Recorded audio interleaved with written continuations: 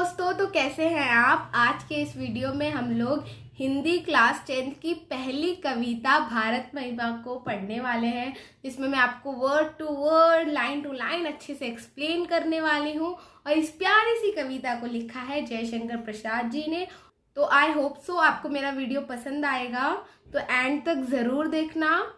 और साथ ही में आप अभी बैठ रहे हो पढ़ने के लिए, तो टेक्स्ट बुक और पेंसिल लेके बैठिए, ताकि मैं जो भी वर्ड्स के मीनिंग बताऊंगी आप टेक्स्ट बुक में साथ में लिखते चलिए, ताकि आप जब भी फिर से पढ़ेंगे तो आपको सारे मीनिंग्स याद आएंगे। हाँ, हमने ये लिखा है।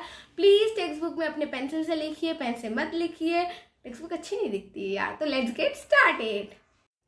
तो दोस्तों, हम भारत महिमा इस प्यारी सी कविता को शुरू करें उससे पहले मैं आपको बोलना चाहूँगी कि मैंने जो लास्ट क्लास में आपको संज्ञा कराया था, उसमें एक्चुअली द्रव्यवाचक की स्पेलिंग थोड़ी सी रॉन्ग हो गई थी। तो मैं करेक्ट स्पेलिंग आपको दे रही हूँ, आप प्लीज़ करेक्ट कर लीजिएगा अपनी नोटबुक में। और वो मिस्टेक के लिए वेरी वेरी सॉरी। तो हम अपनी प्यारी सी कविता भारत महिमा को स्टार्ट करते हैं। हिमालय के आंगन में उसे किरणों का दे उपहार, उषा ने हंस अभिनंदन किया और पहनाया हीरक हार। देख लेते हैं पहले हम लोग मीनिंग। आप पेंसिल लेके बैठिए ताकि आप मीनिंग लिख सकें। किरणें मतलब सनरेज, उपहार गिफ्ट भेंट, उषा सुबह, हीरक हार हीरो का हार। अब देख लेते हैं पंक्तियों में कवि क्या कहना चाह रहे हैं। पहले मैं भावार्थ पढ़ लेती हूँ, आपको उससे ही आइडिया लग जाएगा, बाद में डिटेल में एक्सप्लेन करती हूँ। पंक्तियों में कवि कहते हैं कि हिमालय भारत का ताज है। देखो यहाँ पे भी कहा गया है हिमालय के आंगन में। तो आंगन क्यों कहा गया? हम घर में एंट्री मारते पहले आंगन आता है, वैसे ही हम अपने देश में एंट्री मारते हैं सबसे पहले हिमालय आता है, इसलिए तो हिमालय को भारत का ताज कहा गया है। दिन उषा भारत को किरणों का उपहार देती है। हर एक नई सुबह हमें सनरेज प्रदान करती है। तो सनरेज पड़ती है अपनी भारत की भूमि पर, तब ऐसा लगता है ये जो सुबह है वो हंस रही है, हंसकर हमारा अभिनंदन कर रही है, हमको थैंक यू बोल रही है। ओस की बूंदों पर जब सूर्य की किरणें पड़ती हैं, तब ओस की बूंदें चमकने लगती हैं। अब यहाँ पे क्या कहा गया है कि ओस की बूंदें, आपको पता है सुबह जब हम उठते हैं तो ओस की बूंदें रहती हैं, बाहर फॉग रहता है। जब बहुत सुबह आप उठोगे ना गाँव में, स्पेशली ठंडी के टाइम पे, तो बहुत ओस की बूंदें होती है। और हिमालय में तो इतनी ठंडी पड़ती है तो वहाँ पे तो रोज ही ओस की बूंदें होती है। तो ये जो ओस की बूंदें होती है ना, इन पे जब सूरज की रोशनी पड़ती है, सूरज की किरणें पड़ती हैं, तब ये ओस की बूंदें क्या करती है? चमकने लगती हैं। तो ऐसा प्रतीत होता है कि उषा ने हमारे भारत देश को हीरो का हार पहना दिया है। तो अब मोती जब चमकने लगे तो हार जैसा लगता है, तो वही कहा गया है कि ऐसा लगता है फिर वो उषा सुबह ने हमारे देश को हीरो का हार पहना दिया है। अगली पंक्ति देखते हैं हम। जगे हम लगे जगाने विश्व, लोक में फैला फिर आलोक, व्योमतम पुंज हुआ तब नष्ट, अखिल संस्कृति हो उठी अशोक। अब देखिए मैं आपको मीनिंग्स बता देती हूँ। आलोक का मतलब है प्रकाश, व्योम का मतलब है आकाश, तम का मतलब है अंधेरा, अखिल का मतलब है संपूर्ण। तो अभी हम लोग मीनिंग देख लेते हैं। इन पंक्तियों में कवि कहते हैं कि सबसे पहले ज्ञान का उदय भारत में हुआ था, अर्थात सबसे पहले हम जागरूक हुए थे। जैसे हम जागरूक हुए तो हमने पूरे विश्व में बताया, ज्ञान का प्रसार किया। जागरूक हुए मतलब हमारे पास ज्ञान आया। आप भारत की संस्कृति इतनी पुरानी है, आप तो जानते ही हैं, 5000 साल पुरानी है। तब बड़े बड़े ब्राह्मण्स, बड़े बड़े ज्ञानी सब होते थे, तो उनके पास जब ज्ञान आया तो उन्होंने पूरे विश्व में इस ज्ञान को प्रसार किया, फैलाया। इसके कारण पूर्ण संसार में प्रकाश फैला, अर्थात ज्ञान फैला। अभी जब कोई इंसान जब किसी के पास ज्ञान होता है तो वहाँ पे वो उसकी थॉट्स अच्छे होते हैं, तो मतलब उसके पास पॉजिटिव थॉट्स होते हैं, मतलब प्रकाश। लेकिन अगर उसको नॉलेज नहीं है किसी बारे में तो वो अज्ञानी है, अर्थात वो नेगेटिव है। तो उसको ऐसे कंपेयर किया गया है कि जो ज्ञानी व्यक्ति है वो प्रकाश, मतलब जहाँ पे ज्ञान है वो जगह में प्रकाश है, जहाँ पे ज्ञान नहीं है वहाँ पे प्रकाश नहीं है। तब अज्ञान रूपी अंधकार का विनाश हुआ और इस प्रकार से दुख आदि का अंत हुआ। तो जब हमारे पास ज्ञान आया तो हमने सबके पास ज्ञान का प्रसार किया, और उसके बाद उस कारण से ज्ञान जब किसी के पास पहुंच गया तो उनका जो भी दुख तकलीफ था वो सब खत्म हो गया। आगे देखते हैं।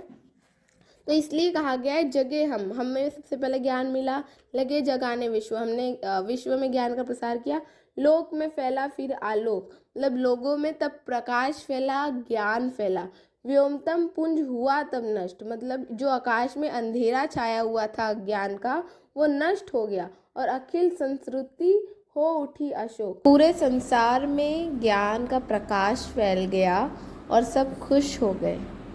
अब हम आगे देखते हैं। विमल वाणी ने वीणा ली, कमल कोमल कर में सप्रीत, सप्त स्वर सप्त सिंधु में उठे, छिड़ा तब मधुर साम संगीत। वाणी यहाँ पर माता सरस्वती को कहा गया है। वीणा यहाँ पर वो जो म्यूजिकल इंस्ट्रूमेंट यूज करती हैं उसे कहा गया है। कमल लोटस, कोमल कर का मतलब है हाथ, सप्रीत प्रेम के साथ। अभी आगे मीनिंग देख लेते हैं। पंक्तियों में कवि कहते हैं हमारे भारत देश ने विश्व को संगीत की अनमोल सौगात दी।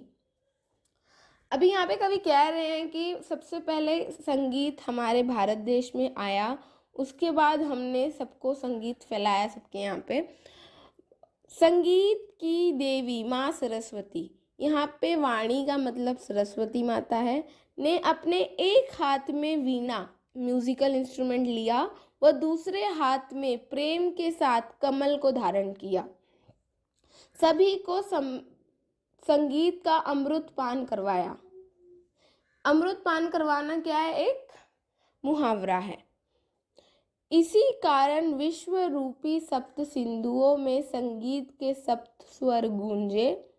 तो इसी कारण सप्त सिंधुओं मतलब 7 नदियों के बारे में बात की गई है, में संगीत के सप्त स्वर मतलब 7 सुर, सा रे गा मा पा, बाकी तब जानते ही हैं, गूंज उठे, गूंजे और मधुर संगीत का आविष्कार हुआ। आई होप सो आपको ये पैराग्राफ भी क्लियर हुआ होगा। आगे देखते हैं। विजय केवल लोहे की नहीं, धर्म की रही धारा पर धूम।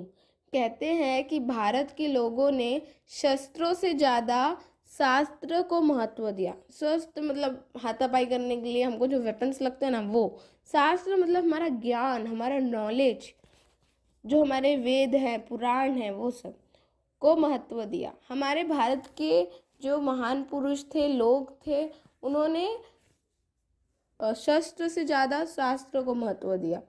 उन्होंने मतलब भारतवासियों ने संसार में धर्म का प्रचार किया। संसार भर में जो उनके पास नॉलेज था, जो सही है, जो धर्म है, उसका प्रचार किया, उसके बारे में बताया।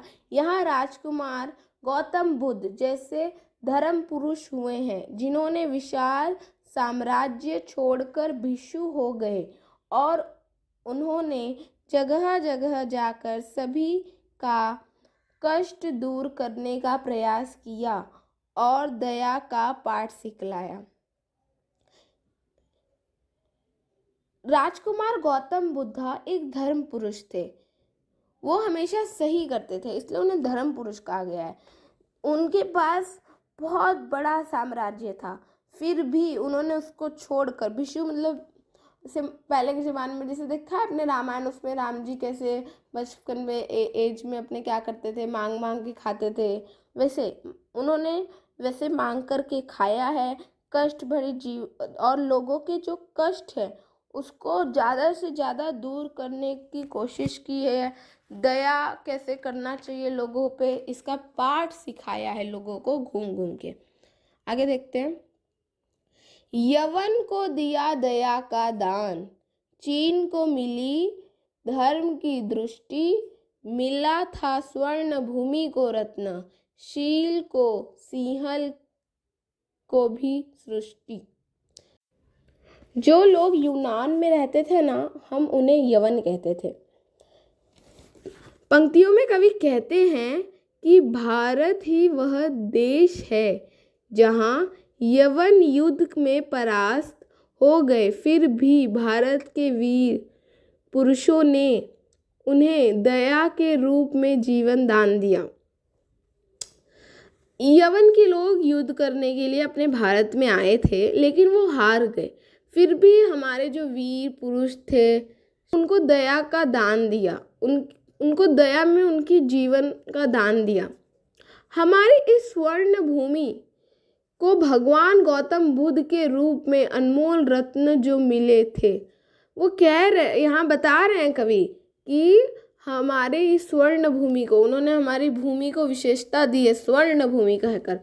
यहाँ पर भगवान गौतम बुद्ध के रूप में अनमोल रत्न थे। यहाँ पे कैसे रत्न थे? भगवान गौतम बुद्ध के रूप में रत्न थे। भारत के महान सम्राट अशोक ने अपने पुत्र व पुत्री को धर्म के प्रचार के लिए चीन और श्रीलंका भेजा, जिस कारण चीन को धर्म की दृष्टि मिली और श्रीलंका के लोगों को पंचशील के सिद्धांत मिले। हमारे भारत के महान सम्राट अशोक को तो आप सभी जानते होंगे। उन्होंने अपने पुत्र व पुत्री को कहाँ पे भेजा? अपने धर्म का प्रचार करने के लिए उन्होंने चीन और श्रीलंका भेजा, ताकि उससे क्या हुआ, चीन को धर्म की दृष्टि मिली और साथ ही में श्रीलंका को पंचशीलता मिली, पंचशील के सिद्धांत मिले। पंचशील मतलब क्या? 5 ऐसे रूल्स जो पीस मेंटेन करने वाले, वैसे उनको मिले। हल का मतलब श्रीलंका है, प्लीज नोट डाउन इट। किसी का हमने छीना नहीं, प्रकृति का रहा पालना यही, हमारी जन्मभूमि थी यही, कहीं से हम आए थे नहीं। पंक्तियों में कवि कहते हैं कि हम भारतवासियों ने कभी किसी की संपत्ति या किसी का राज्य छीनने का प्रयास नहीं किया। हम कभी भी ट्राई नहीं करते कि हम इससे इसका ये छीन ले या वो छीन ले। यहाँ की प्रकृति ने हमें इतना दिया है कि हमें कभी किसी से कुछ मांगने की परिस्थिति ही निर्मित नहीं होती। हमें यहाँ की हमारी प्रकृति जो है उसने इतना सब कुछ दे दिया है कि हमारे लिए वो सफिशिएंट है। हमें किसी के आगे हाथ फैलाने की ज़रूरत नहीं होती, किसी से ज़बरदस्ती कुछ छीनने की ज़रूरत नहीं होती। हम सब आर्य हैं। हम यहाँ पर किसी अन्य स्थान से नहीं आए थे, बल्कि इस पवित्र देश में ही हमारा जन्म हुआ था। हमारी जन्मभूमि भी यही है। कह रहे हैं कवि कि हम कहीं और कोई जगह से नहीं आए थे बाबा, हम कोई और कंट्री से भागकर यहाँ नहीं आए थे, हमारा जन्म ही यही हुआ था, इस पवित्र देश में हमारा जन्म हुआ था, तो हमारी जन्मभूमि भी यही है। अगर आपको कुछ भी डाउट्स रहेंगे तो प्लीज़ आप कमेंट में पूछना। आगे देखते हैं हम लोग। चरित थे पूत, भुजाओं में शक्ति, नम्रता रही सदा संपन्न, हृदय में गौरव में था, हृदय के गौरव में था गर्व, किसी को देख न सके विपिन देख न सके, किसी को देख न सके विपिन मतलब गरीब, पूत मतलब पवित्र। कहते हैं कि भारत माता के पुत्र चरित्रवान रहे हैं। चरित्रवान का अपोजिट क्या होगा? चरित्रहीन, कैरेक्टरलेस। तो चरित्रवान आप समझ गए होंगे। उनकी भुजाओं में शक्ति रही है, मतलब ऐसे लूज नहीं कि कोई मारे या कुछ, मतलब वो दमदार रहे हैं, स्ट्रांग रहे हैं, और वे हमेशा नम्रता पूर्वक व्यवहार करते थे, मतलब शांति से व्यवहार करते थे। आज के ज़माने में तो कुछ भी हो जाए लोग इतना जोर चिल्लाने लगते हैं या पेशेंस नहीं रहा है, लेकिन ये कैसे? हमारे जो भारत माता के जो पुत्र थे वो कैसे थे? नम्रता पूर्वक व्यवहार करते थे। उनके हृदय में अपनी सभ्यता और संस्कृति के लिए गर्व था। हमारी जो संस्कृति है उसके लिए उनके हृदय में गर्व था। वे कभी किसी को दुख में नहीं देख सकते थे। वे वे दीन दुखियों की सेवा करने के लिए हम भारतवासी सदैव तत्पर रहते हैं। वो कभी भी किसी को दुख में नहीं देख पाते थे, और अभी भी कोई भी दुखी है, किसी को कोई दिक्कत है, तो हम लोग हमेशा उनकी सेवा करने के लिए तैयार रहते हैं। आगे देखते हैं। हमारे संचय में था दान, अतिथि थे सदा हमारे देव। वचन में सत्य, हृदय में तेज, प्रतिज्ञा में रहती थी टेव। संचय मतलब हम जो जमा करते थे उसमें भी दान था, जो हम लोग कलेक्ट करते थे। अतिथि हमारे गेस्ट, हमारे लिए हमेशा भगवान थे। तो इसमें देख लेते हैं डिटेल में कि पंक्तियों में कवि क्या कह रहे हैं। पंक्तियों में कवि कहते हैं कि भारत देश को सोने की चिड़िया भी कहा जाता था। आप जानते हैं कि नहीं मुझे पता नहीं, लेकिन ये बात है कि भारत देश को पहले सोने की चिड़िया कहा जाता था। हमारे पास धन की कमी नहीं थी, हमारे पास बहुत पैसा था। इसी कारण हम दान करने में भी पीछे नहीं हटे।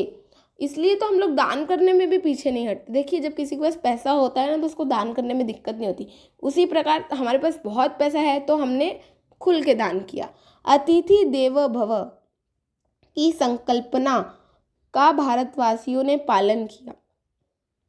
हम लोग कहते हैं ना, अतिथि हमारे देव है, तो ये जो बात कही गई है इसका हमने पालन किया। हमने अतिथियों को देव के समान उनकी सेवा की, उनके सारी ज़रूरतों को पूरी किया। माता के पुत्र वचन को महत्व देते थे, जैसा कहते थे वैसा ही करते थे। उनके वचनों में सत्यता थी, हृदय में तेज था और प्रतिज्ञा में दृढ़ हुआ करती थी। अब क्या कह रहे हैं यहाँ पे कवि कि भारत माता के जो पुत्र थे वो अपने बात पे पक्के रहते थे। उन्होंने क्या कह दिया वो वैसा ही करते थे। उनके बातों में उनकी सत्यता झलकती थी, उनके हृदय में तेज होता था। जैसे देखिए, और प्रतिज्ञा, जो लोग प्रॉमिस या प्रण ले लेते थे उसमें दृढ़ पक्के होते थे एकदम। आगे देखते हैं।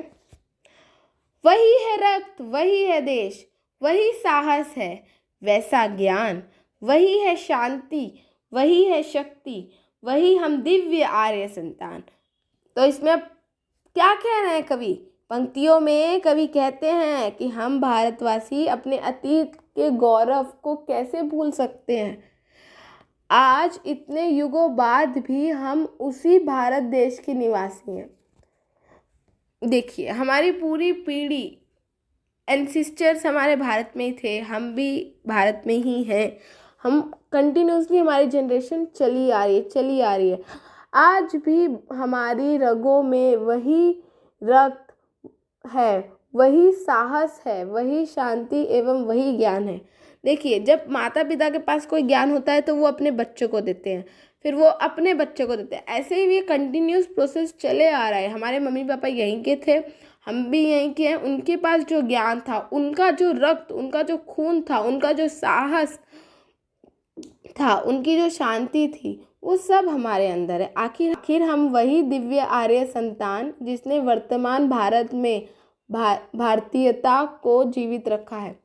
आखिर लोग कल्चर आज के ज़माने में भूले जा रहे हैं, लेकिन हम ही ऐसे दिव्य हैं, आर्य हैं, उन्हीं के हम संतान हैं, उन्हीं के बच्चे हैं हम, कि हम लोग भारत में आज भी हमने भारत की प्रकृति को, भारतीयता को जीवित रखा है, अपने कल्चर को जीवित रखा है।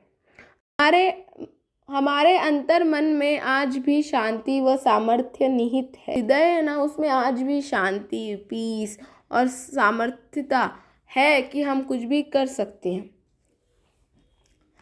जिए तो सदा इसी के लिए, यह अभिमान रहे, यह हर्ष, निछावर कर दे हम सर्वस्व, हमारा प्यारा भारतवर्ष।